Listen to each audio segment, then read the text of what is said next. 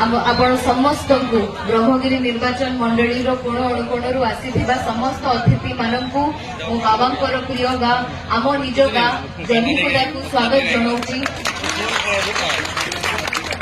मंचासीन वरण्य अतिथि वृंद जहाँ को किसी परिचय आवश्यकता नहीं एवं जह्नीगुदा ग्राम्य कमिटी एवं जह्नीगुदार समस्त युव बंधु माने जो माने बेस उत्साह और उल्लास सह आज कार्यक्रम को आयोजन करिसंती एवं समस्त अतिथि मानक एते सुंदर स्वागत जणाइछंती।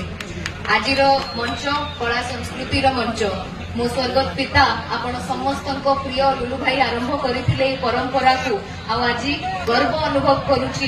द्वितीय पीढ़ी हिसाब रे एई परंपरा को आगे नौछि। आशा अछि एवं विश्वास अछि कि एमिति पीढ़ी पर पीढ़ी हमर परंपरा हमर कला हमर संस्कृति हम इतिहास को बंचाई रखिबे बजाय रखिबे।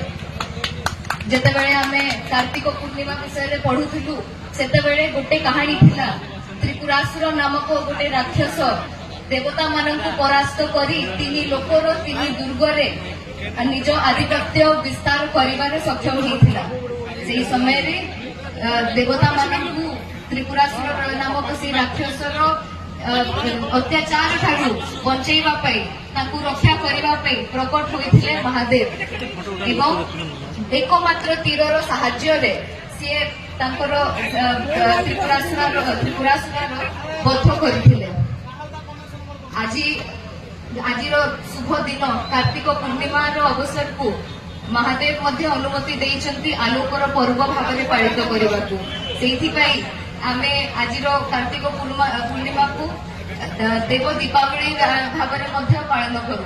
आशा करुछि जहा जो राक्षस आज मध्य आम गहन अच्छी भ्रष्टाचार भाव में दुर्नीति भाव में एवं गरीबों हितर पैसा गरीबों अधिकार को छड़े ना जो राक्षस सब उद्यम करुँच सबू जो दुष्ट अंश अच्छी आम समाज रे आमे मध्य आपण माने होउचंती से तीर आपण माने होउचंती महादेव से अस्त्र जो जहा द्वारा आमे से राक्षसर वध करि परिबे।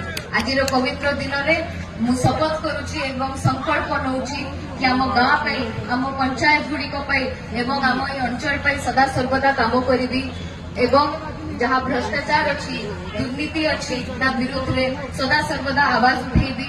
आम आगामी पीढ़ी ये परंपरा जमीती आम पासन करुछु दायित्व एवं उपहार भाव में आम आगामी पीढ़ी को जेतेबेले देई दउछु आम आगामी पीढ़ी को दायित्व हिसाब रे या मध्य गोटे परामर्श बड़ भौणी हिसाब रे देबाकू चाहिबी कि अन्याय विरुद्ध रे लड़िबा।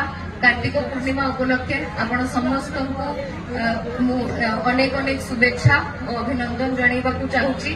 मु जानिछि आज सांस्कृतिक कार्यक्रम हास्य जगतरू कलाकार आसीचंती सिने जगतरू कलाकार आसीचंती एवं विशिष्ट कंठशिल्पी माने मध्य आसीचंती। आम गहन रे बहुत कलाकार आसिकी सामिल होइचंती एवं मेलोडी पे समस्ते बहुत आग्रहर सह अपेक्षा करिचंती। पुणी थरे समस्त अतिथि मानकू धन्यवाद जणाइबाकू चाहिबी जो माने आज सामिल होइचंती और बाबांकर कार्यक्रम को सफल करिचंती आमर ये उद्यम को सफल करिचंती। समस्त को अंतररू धन्यवाद जणाइबाकू चाहिबी एवं बेसी समय देबाकू चाहिबी नहीं। कलार मंच संस्कृतिर मंच बहुत बहुत धन्यवाद।